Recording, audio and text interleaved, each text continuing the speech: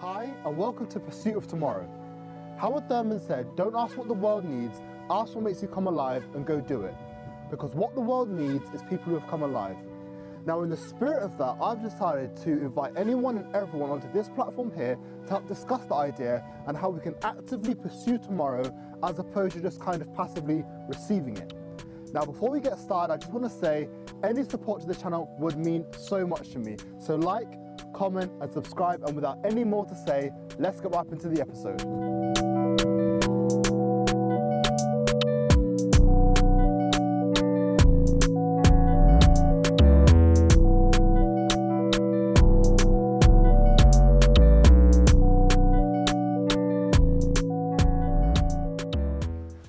So guys, welcome back to Pursuit of Tomorrow, and today we're welcoming my uncle Derek to Pursuit of Tomorrow. So yeah, thank you for being here. Welcome. And let's get right up into it. So as you know, I like to take a quick introspective look into yesterday before we actually get into the Pursuit of Tomorrow itself. Okay. So I asked you to bring, 2 or 3 artifacts that bring about positive memories for you. So Right. Yeah. So yeah, tell me about what you brought through. Okay. Well, there was a choice between Group A artifacts and Group B artifacts. Okay. Or let's fork in the road. So I decided to go down this route with what I brought today because I think it will play into the second half of what we're going to be talking about a lot better. Okay. Well, first is this guy here. He's actually a souvenir from Cuba. Cuba, okay. Right, a friend of mine went to Cuba about 3 years ago. He was producing an album, and was using basically Cuban musicians to do all of the reggae stroke jazz fusion. Reggae jazz, okay. Yeah. And he said, Derek, can I make him an album cover? Because every once in a while, now we go back years. Right. And every once in a while, he would come and say, Derek, can I make him a record sleeve or a record label? And so this time he said, can I make him a full-fledged sleeve? I was round his house. I said, who's this guy? He said, I bought him from Cuba. I goes, I've got some ideas for him. One of the ideas was I was going to animate him. I played around with some ideas and got him to do some, freaky stuff, dancing, running through a forest and bits and pieces. Okay. And but the initial idea was to take some photographs of him in some weird perspectives, amalgamate the way in which the photographs were done to then make this album cover, because the way in which album covers used to be done a number of years ago was that in order to get the potential buyer, the album cover had to be kind of quirky. Right, yeah. Right, or it had to have a unique kind of stamp. Yeah. Or there were labels that were known by the certain types of artwork. Like you have to sell the visuals before you can sell the audio. Right. Yeah.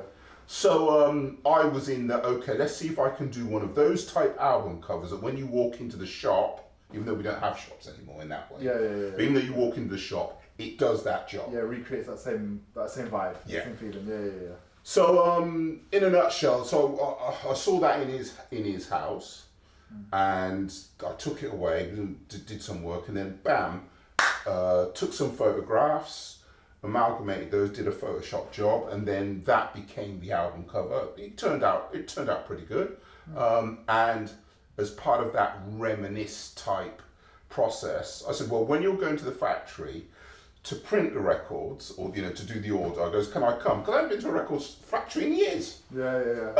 And it was one of those, I'm going just to go. Yeah. Right. So none of this was about any money. It was about just the experience. Yeah. And then the second thing that I've brought, again, it's in line with music, is Beatles' Hard Day's Night album. And I literally bought this week. Okay. And because I was in a second-hand store, and they had a Count Basie album. It was Count Basie and Tony Bennett. Okay. Yeah. There was a Cab Calloway album, and there was this. Now, I didn't know how much any of the stuff was going for. There weren't no prices.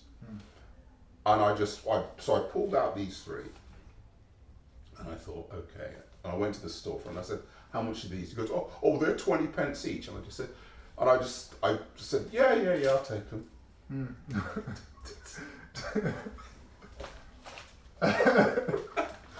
Before you realise what you sold it. And when I looked this up online, so 20p, American money 25 cents. This could be worth, in American money, let's just say $35, English money about £30, or 1,500. Okay. So what so I saw the right, profit margin. Exactly. Yeah. Okay. And when I used to be involved with producing records, or I ran a label, the records that my label had, they're worth £50 each on Discogs. So it's like I'm going, okay, I know things can jack up, but this is ridiculous. So I'm hoping that 1,500 for 20 cents is ridiculous. Yeah. So we'll see. Yeah. Man, pounds to pennies, isn't it? There you go. Pennies to pounds. So that what this is just like, can you see stuff that others can't? And that's kind of part of the theme of today. Right. Say that because I wrote in 2012 this book, The Direct to Fanbase Revolution, and this was basically about how everything is going all interactive, and you've got to be in contact with your fans and so on. Where we are now is that we're just coming out of the pandemic. I was going to say, it's brought that to the limelight because everything is remote whether you like it or not. So what used to be having even like a social media profile has been translated into you need a media presence to get things done. Yeah. And between 2012 and now, this stuff was seen as kind of optional. We'll get round to it when we want to get round to it. The pandemic has put a gun to everybody's head. Doesn't matter what business sector you're in. Yeah. You have to be direct with your audience. Yeah. But that is a whole different skill set. That it's not about marketing in the traditional sense. It's not about publicity. It's a different language. And whereas a lot of people before the pandemic and up until, and you've got to remember, this is 2012, we're talking about, we're all right, we know what we're doing. Yeah. The pandemic proved that they didn't know what they were doing because they had no provision to keep them through the pandemic, which at first was, it's only going to be 6 weeks. We can manage that. 6 weeks became 2 months, 8 months. And now it's how many months? A year and a half. Yeah. So this is no longer optional. So this is good memories because I knew I was right. Yeah. Okay. Yeah. And finally, and we'll make this one very short and brief, and again we'll talk about this in a bit depth. So 1,000,000 miles away from the Beatles, we have got the Churches and the BBC, 1922 to 1956. Okay. Found this in another charity shop. It's about 20 years ago.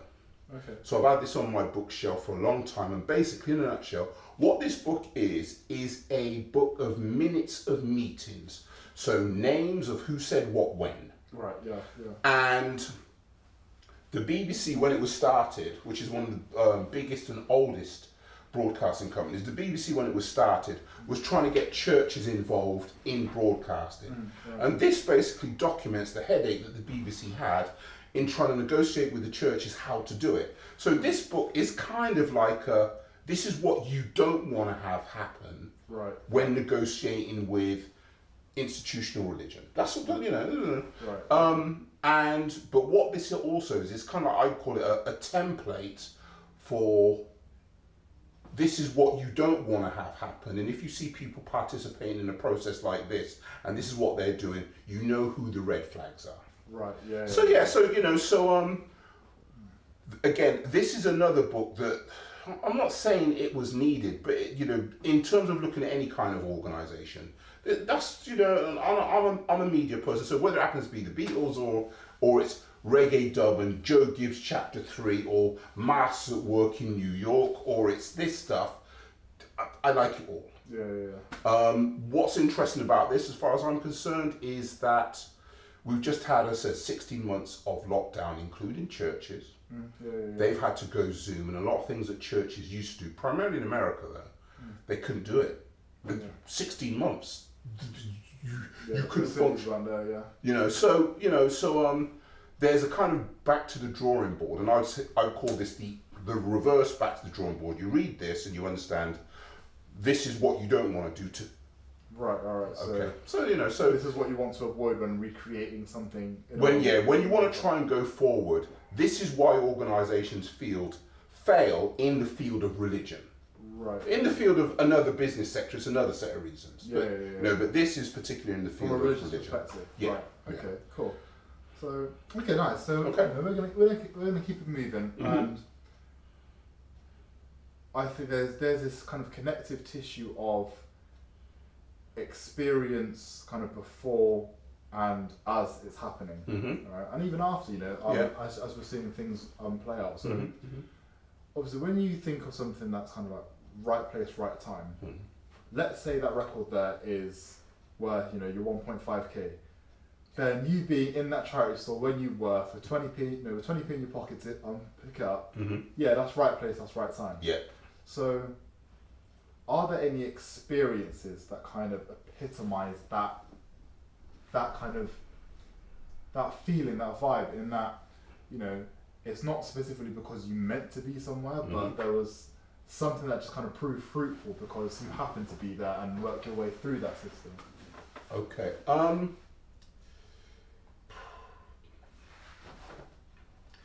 In economics, and I'm not an economist, Uncle Leo or Leo, our mutual friend, is an economist. They've got this thing called the hand of God. In other words, things seem to be moving in a certain way because they're just orchestrated that way, and that's a term that economists use. Okay. So I would say that in line with that right place, right time vibe, I think right place, right time is a two-sided coin. And what I mean by that is that there are things that you do if you are pursuing what you think is your path. Your path. Yeah. I don't want to use the term your destiny and sound like Mystic Megals. No, but I hear what you're saying. Right, Things okay. that you do to bring about what makes you happy or makes you money or how you. If you're pursuing what you're supposed to do, what you think you're supposed to do, where you're not doing things for the money, right, and I really mean this, there are things that I do, which I'll speak about in a minute, which I do not do for money. Money is not the motivator, right? I didn't buy all of my camera equipment because I was going to make a bucket load of money. Right. We were at, a few weeks ago, about 4 weeks ago, a friend phoned me and he said, Derek, I don't know if you can. So he's fishing now, Right. because sometimes I say no. Right. I don't know if you can, but a friend of mine, his son's getting married. Can I do something with the video? And I don't do wedding videos. I've done about 5, and the only videos I've done, all of the wedding videos I've done are for mates. A mate's got married. Yeah, I'll bring the camera. Right. But don't come to me and say, will I do a wedding video and how much do you, because it then gets into a price haggle. I'm £1 million an hour. I'm being silly. Yeah. But the point that I'm making is I don't do stuff for money. I do stuff because that interests me and whatever. So Adam said, oh, would I do it? And I said, who's it for? He goes, oh, it's for Simon. I go, oh, Crown House. I goes, yeah, not a problem. Yeah.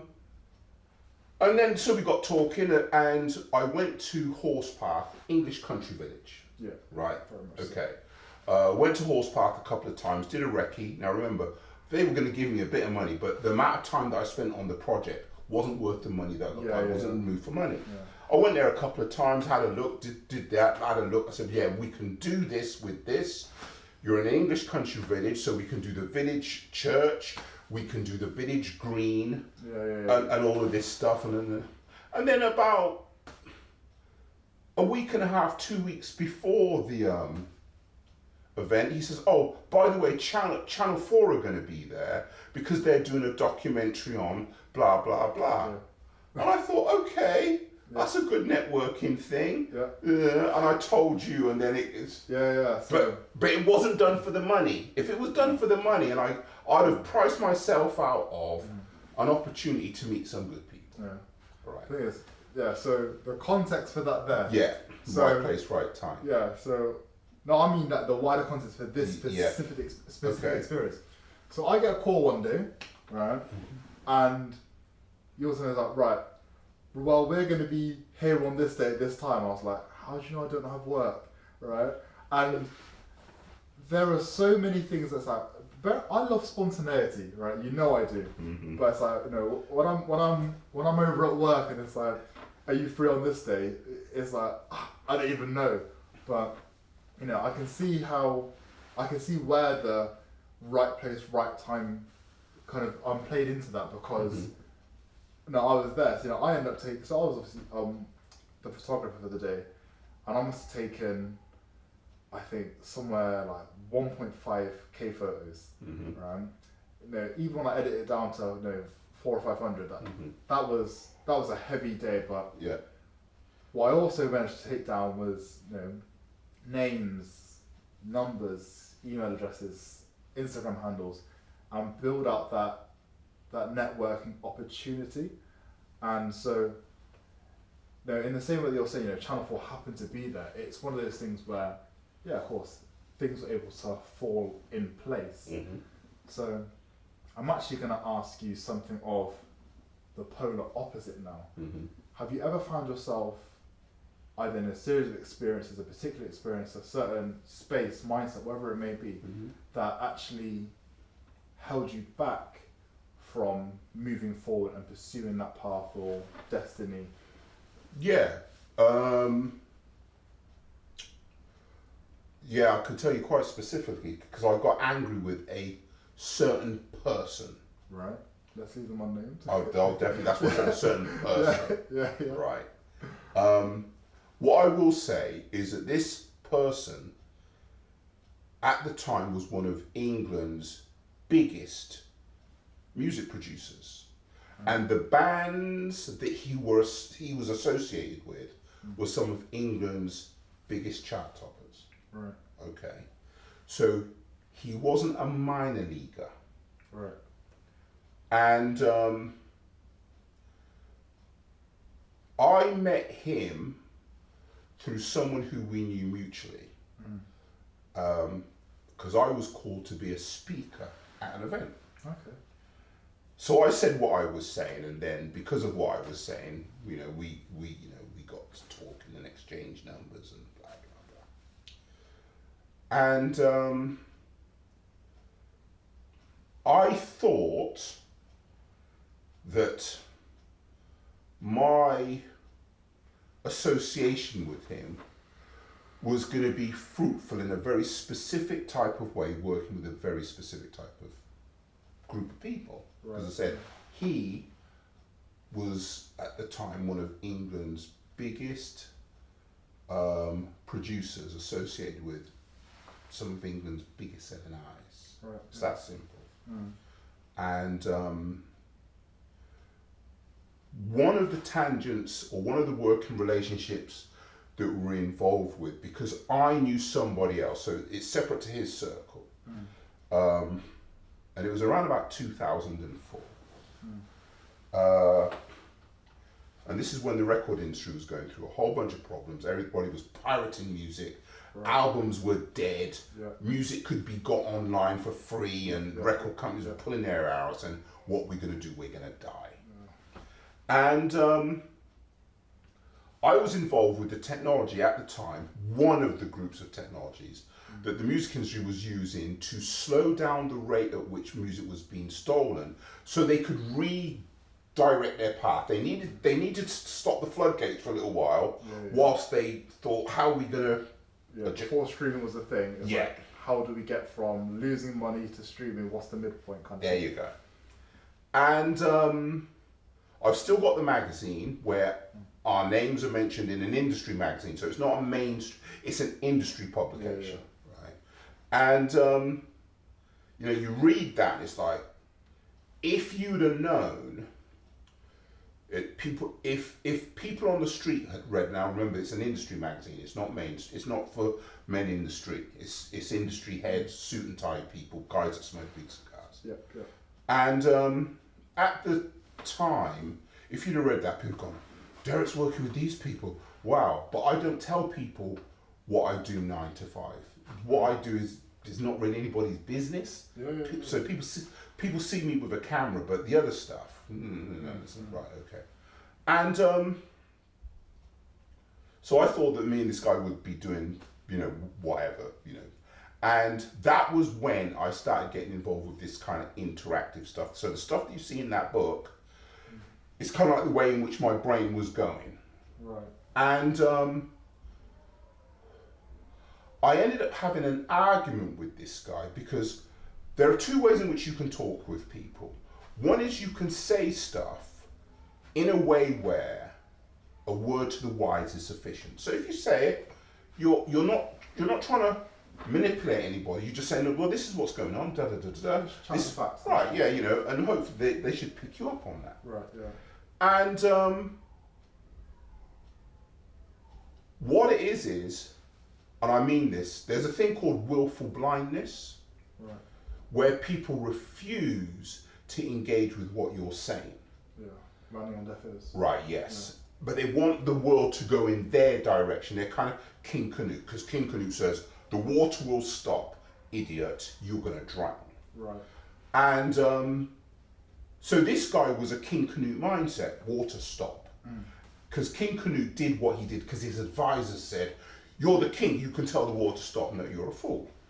So I said to this guy, I goes, if you keep doing what you're doing, one day you're going to be a has-been. Right?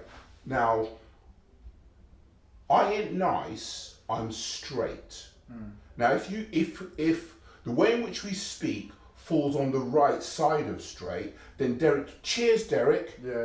Right? But if you're The truth is the truth, whether it's hurtful or helpful. there you go. Yeah. So, so I said, look, if you keep doing what you're doing, you're going to be a has-been, because he didn't want to. But what it also meant is that somebody else, you're having to relinquish. It's not control, but if a doctor says to me, Derek, you've got to do X, Y, Z, A, B, C, and I'm in a situation where there are things that I've got to do to change.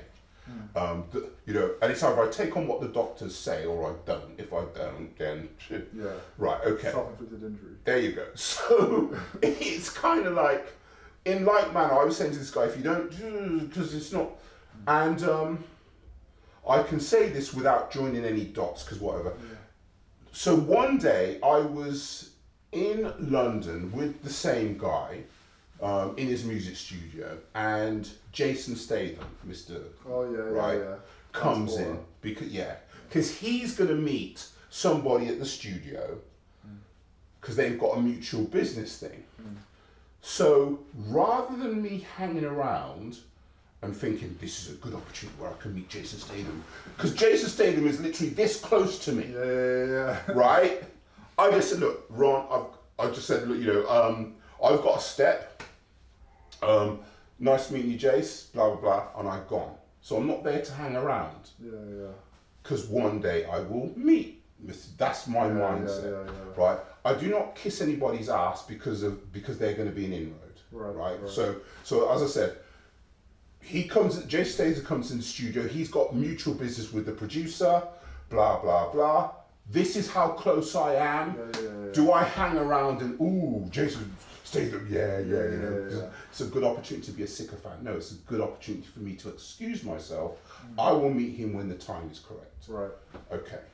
And there's a band, right, to bring this story to a quick close in the next 120 seconds, there's a band that I was working with. When I say working with, they saw my number in the Yellow Pages because they were looking for a manager. And they phoned up and said, hi, we're a band, we want to blah, blah, blah. Do you do management? I goes, well, not really, but I can steer in the right direction. You can come to the office if you want. I goes, what is it you want to do? Oh, what kind of music do you want to do? U2. I goes, oh, okay. So they come into my office and, I had music stuff and books. Yeah. And I goes, show me what you got. They gave me their CD and I listened to it and I goes, I goes, this is not U2, right? So I had U2 in my rack. I got all sorts of things in my rack. And I listened, I pulled out, I goes, I played, I goes, can you hear how this starts? Dun, dun, dun, dun, dun. I goes, can you hear how what you're doing? I goes, you have to pay me £1, put it in the teapot, right?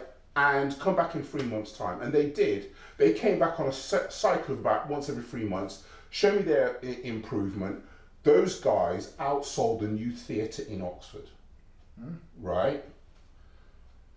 They outsold U2 in our area. What they didn't do was barcode it to prove that they had done that. Right. So I gave this album to this guy, Jason Statham, biggest producer, whatever. And he started going about, oh, it's a lot of work. Ooh, the percentage that you're giving me is a bit low. Because I've done all the work. Yeah. I've done everything. I've consulted them. I told them what photos to get. Their sound was rough when they first came in, blah, blah. And in a nutshell, the guy was trying to play like, I'm God here and whatever. And so someone who I thought was a mate wasn't. And I said, and my thing about you will be a has-been has come to pass because the music industry that he was king of the castle in and where it was going were divergent. Right. And so he had to get with the stuff that I'm involved with basically now, but he could have had it then, but he didn't want to listen. Yeah. And so when he sees me working with XYZ ABC, which is why I've launched my own magazine, which we'll talk about later, when he can't phone me and say, goes, yeah, but we knew each other whenever, and I've been telling you this for years. Right. You're hard-headed. So how do you feel like this has like held you back? well, what it is that sometimes you think that some people can facilitate where you're going. Right. Because he's in the position, one of the biggest producers in the UK with the bands that are He can walk you through doors. But what he wants to do is walk me through doors where I was on a leash to him. Right. No, we're supposed to be, I use the word equals. Yeah, no, yeah, but you Okay. right, that, yeah. Right, okay. You respect what I do, and what naffed me off about him was that we'd have a conversation and you could hear him trying to take my words and put them in his mouth so that he could then go and do a sales pitch Right. on his behalf and call me in. And I said, look, X, that's his name, X, do not speak on my behalf. Let me do that for myself. Just bring me to the people and I'll do it. Yeah. Because it's like a doctor.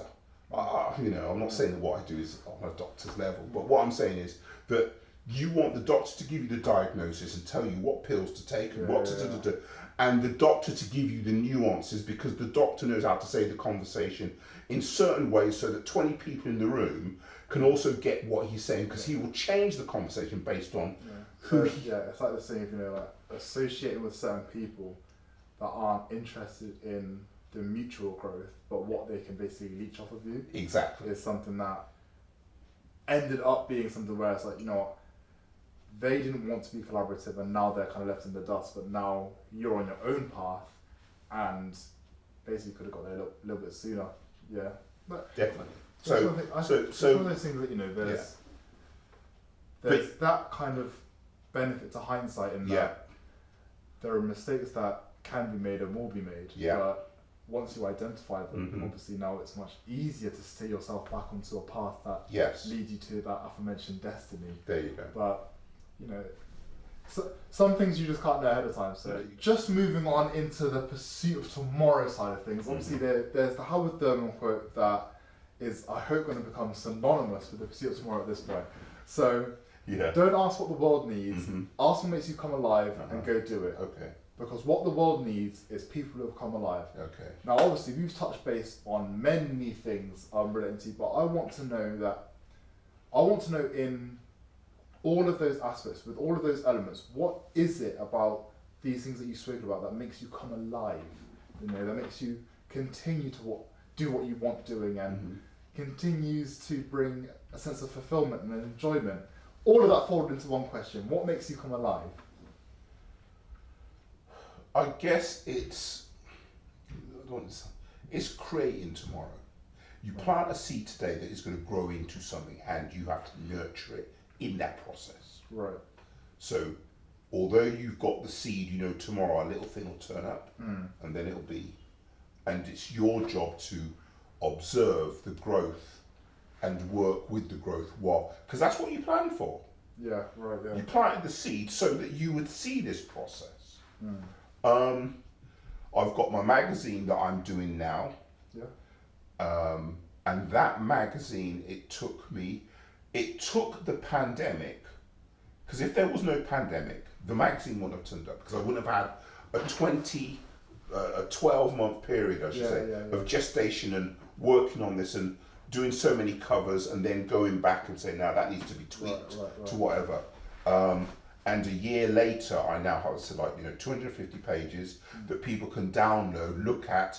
It's the basis for a conversation. You can look at a magazine cover and say, "Ooh, wow!" And what we have to understand is this: what the pandemic did to the media world was shook every tree that could be shook. Every rule that was an established, this is the way we do things, this is the way that we've always done things. A whole bunch of those rules, a whole bunch of those sacred cows were kicked over. And a lot of things that people thought, this is the way that this is the only way we do it. A lot of that stuff was like, because that recorder that you've got there, I've got that one, I've got one like that, and I've got the other model. And people recording radio shows on those at the BBC, and you could hear a guy say something like, I'm doing this at home, and I've got my bed sheet, I'm under the bed sheet, and it's like you're just going, this is the BBC. Okay, so everybody was reduced to some kind of basics that made it a kind of level playing field. So where we are now, and what I'm doing now is I'm involved in a lot of processes that are shown, well, did you know that you don't have to do it like this? I went to, and I need to say this, I went to Buckingham University. They've got this massive, now it must have cost them millions, an outside broadcast unit it's a lorry. And that lorry was out of commission for a year and whatever, because there was no broadcasting being done on location because it was COVID. So you've got a £3 million lorry that can't be used because COVID. So you had to find other ways of doing it, and it would be sending one of those through the post, sanitized, so that someone could record it at home. That on a 3 million. So wait a minute. So you're telling me we don't need the lorry? Right. So a number of the sacred cows where people are rocking up with massive this, that can't happen now. We can put that in the post in a sanitized whatever, and you get it, and Postman Pat will give it to you, but we're not coming around your place. So there are a whole bunch of ways in which people did do things which were kicked over, which is like, okay, so you can't say, well, sending up one of those through the post is not valid. Well, it was that valid for 15 months, and it worked. And one of the projects I'm involved with now is setting up the ability for people to be sponsored for their education. The easiest way for me to explain that, there's a website, I can't remember the name of the website, but it pays people to do homework. Now, so if you are of a certain age and you are going to be paid to do your homework, that's great. But if you'd have known about that during the pandemic, even though you was on lockdown would have been good for you because you was earning while you learned. And you would have been motivated to keep learning because you were getting paid. So you can keep doing those things. The point that I'm making is that there are a number of things that have shown themselves to be available and ways in which you can do things because they were proved to be viable. But without the pandemic, we wouldn't have had the opportunity to see the viability in action. So I think the pandemic has been able to act as that catalyst for change. And so when you're speaking about, I think, so what I'm getting is the facilitation of creativity in various different forms. Obviously being a multimedia man, that creativity has various ways of being expressed. And something about its facilitation Mm-hmm. and planting that seed is something that that brings you alive. Yeah. That does that for you. So, in all of that, you're speaking about these opportunities that you've got coming up. Yeah. What does your day, your week, your month look like in building these, in moving towards them as goals, as a path? Right. Now this is where, when you say about what does your day look like, it comes a bit weird. Okay. Because today is Wednesday. It is indeed. So that means Monday. On Monday, I saw Zhu. Oh yeah. Right. Okay. Dr. Zhang Zhizhan. Yeah. And now then, with you having been through this process, you'll understand. Many years ago, before you had an interest in this camera stuff, I think it was before you had an interest in this camera stuff, I shot a video of you and I made it look like you was in New York. I do remember this. Oh gosh. Yeah. Right. Oh yeah, I remember this. So I took you to a high-rised car park. Yeah, I remember this. Shot them, and then I think I shot some. There were some shots of the Statue of Liberty and blah blah. Some B-roll, yeah. Okay, and so people looked at that and thought, "Was you in New York?" Yeah. Well, I saw the comments like, "How come you were in New York? You didn't come and visit?" Right, and so with a bit of camera trickery, it's like that. Now, what's happened in the film world over the pandemic have been a lot of changes, but the average film student or someone who wants to go into the world of film doesn't know about these changes. And I don't know, it's about 4-5 years ago, no, 5-6 years ago, in the early days when I met you, I did a short piece of him doing some of his martial arts, and at the end of it, I made it look like he was in one of these big Chinese Buddhist gardens. Right. So like the New York, but instead of the Statue of Liberty, it was like a massive Buddha statue. Right. And Zhu phoned me and said, look, about doing another video. He phoned me about 6 weeks, 7 weeks ago. So there's this girl that he wants, and she's a martial arts master. And he said, I would like to shoot something like this. I go, so basically it's a remix of what we did how many years ago? He goes, yeah. I goes, okay.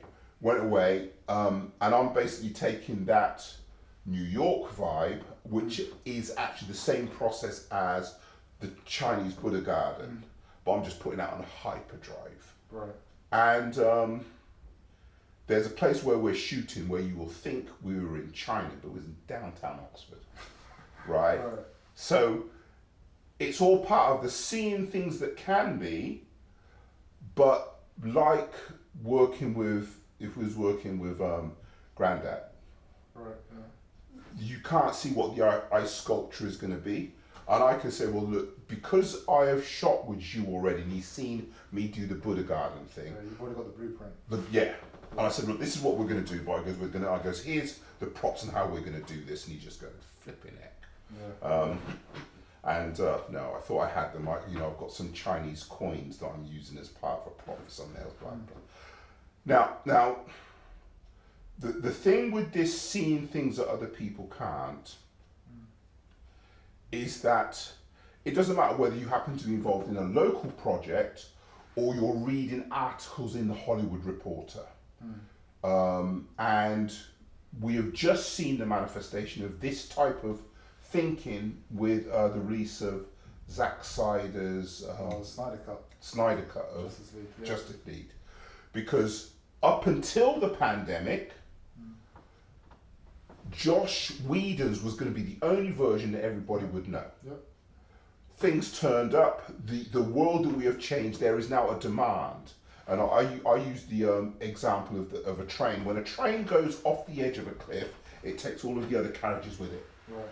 It can't stop. And where we are now in the world of creativity and being able to make content is that there is a demand now for good content that can be on streaming services. right? Yeah. Now, now that we are now in a world where, as I said, like, took you to New York visually, took Zhu to a Chinese garden, we're doing the same thing on hyperdrive over the next couple of weeks. People who are outside of the business, who haven't been trained, don't know how to do anything like this. And when I said about the BBC, there's this £3 million pound outside broadcast unit vehicle at Bucks University. They use as a training vehicle, but people are now sending recorders through the post. Yeah, so people are saying that what was once a £3 million budget can now be done on a handheld recorder that costs $200. Yeah. So you send 5 of those out to various people.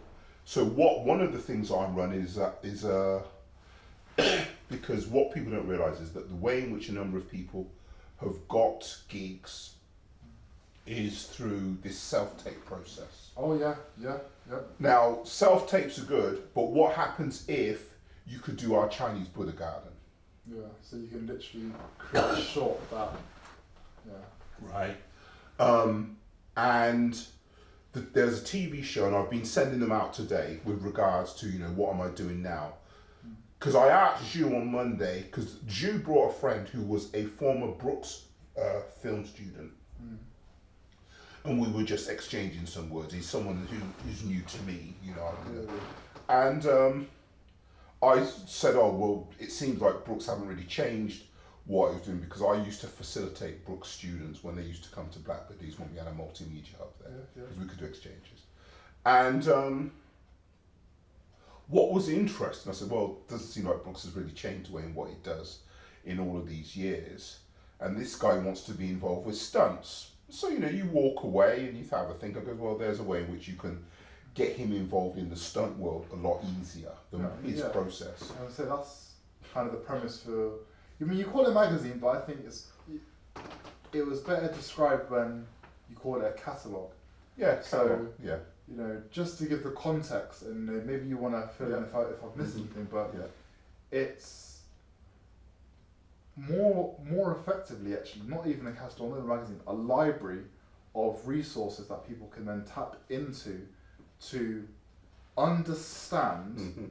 I think, what would you say is the mechanisms with which to facilitate themselves? Yes. And so they won't need the £3 million budget to try and create so. No. Because they've now got the resources to do it another way. With the £200. Yeah. Steven Soderbergh shot a movie with a mobile phone. Right, yes, yeah. So it's showing, in line with the idea that one can facilitate their own creativity.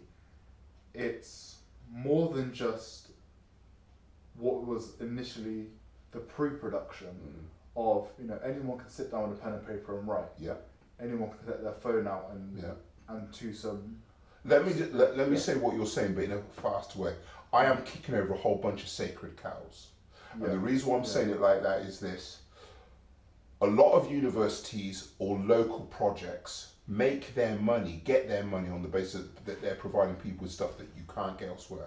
As I said, Bucks University, £3 million outside broadcast unit. Now people are sending those through the post, £200, whatever. Record your audio and then bring it back. Send it back to us, and then we'll edit it in and whatever, and we'll talk about the post production over Zoom.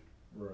So if you have now got teams, this book, I'm going to use this as an example. This book, there is a copy that I am sending to a girl in America. She doesn't know, but I've been watching her on YouTube. And she's very good. Her name's Rebecca, or I won't go any further than that. But I've been watching her on YouTube. She's very good. And I'm going to send her this, because what I'm going to be doing is I want to coordinate an international version of what that process was that the BBC was going through, with a group of people that proved to be a waste of time. But the point is that if you make certain things open source, then what happens is nobody can be a gatekeeper or more importantly, nobody can be a gatekeeper and fail and say, oh, well, we tried our best. Yeah, like you can't bottle up the process and then blame everyone involved. It's for everyone to take take it into their own hands and to see how they want to. Yeah. Right, and then you watch the people who can rise without being tethered. Like I said, like this guy that I was working with, the U2 group, it was basically his way or no way. Yeah. So I understand. So basically, what I'm doing is I'm taking that process that's in that book. So that's another project, and I'm sending it to a whole group of people. And I've got the way in which I'm planning for a number of people to be involved in the process, where you make it open source. Now that is a better way to give funding, because if you look at some of the major funding organisations that exist in England, and there's another book called The Decline and Fall of Almost Everybody in the British Film Industry, 1986 to the year 2000, long-winded title.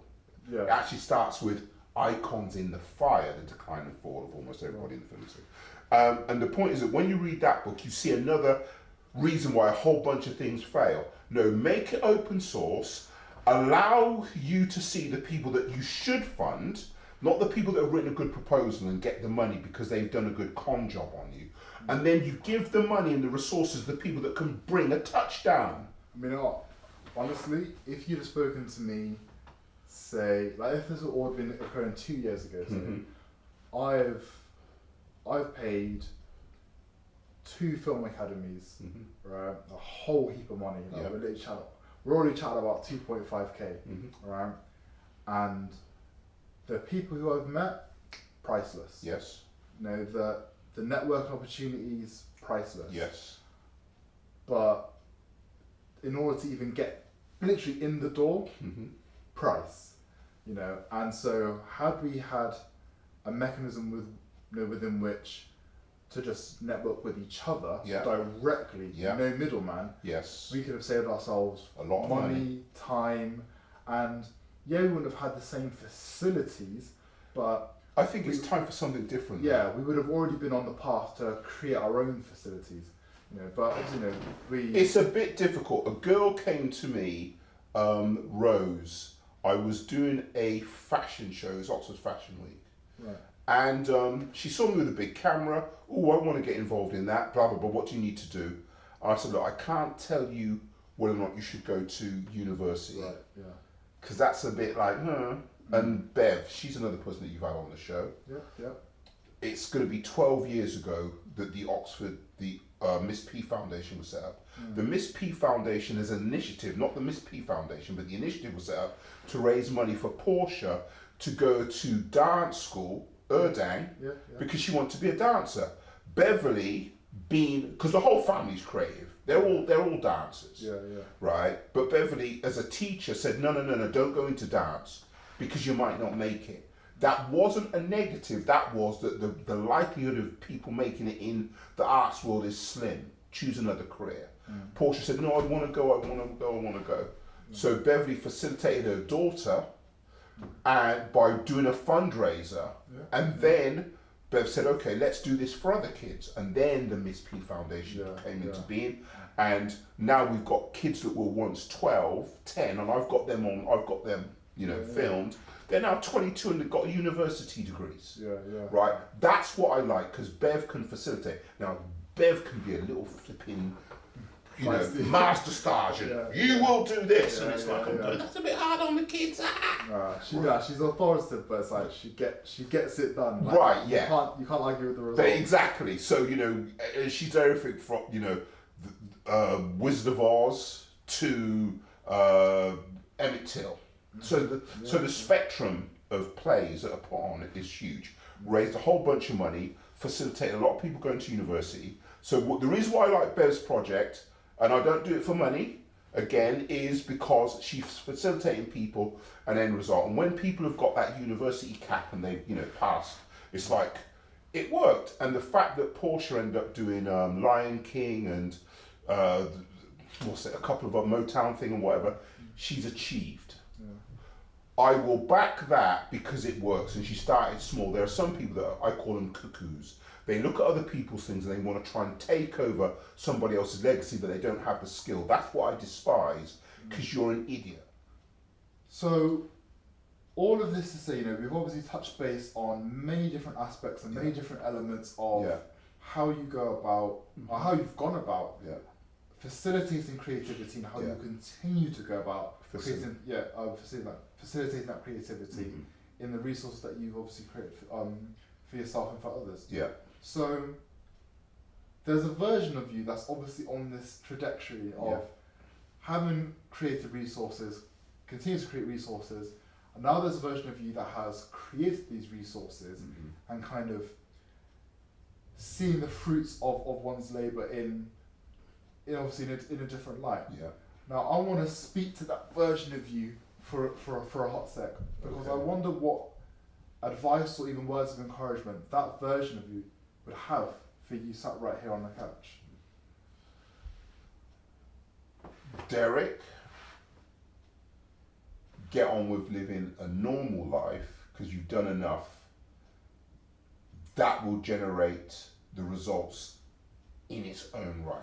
So when you obviously bring it back to just to summarise, bring it to a close, it's this idea that basically entertain your side hustle until it becomes your main hustle, because the resources continue to grow around you to facilitate for that, and so kind of let the resources do their thing as you do your thing. That's the one. And eventually they'll marry up nicely. That's exactly cool.